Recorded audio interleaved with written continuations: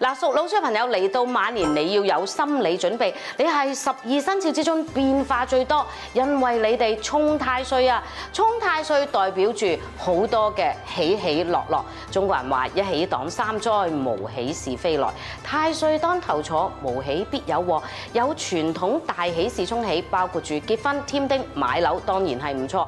冇嘅話就要留心啦。今年呢係容易喺感情上或者財運都有一啲大嘅起落㗎。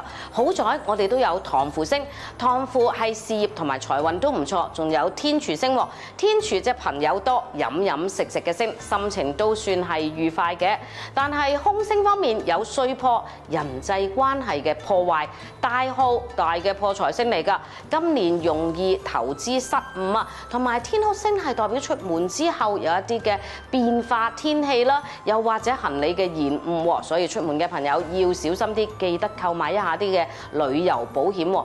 為咗令自己健康啲，我會建議咧駝一個後形，再加龍形嘅飾物，咁嚟到保平安。同時犯太歲嘅年份用多少少棗紅色，特別係過年或者正月期間，自然就會好好多㗎啦。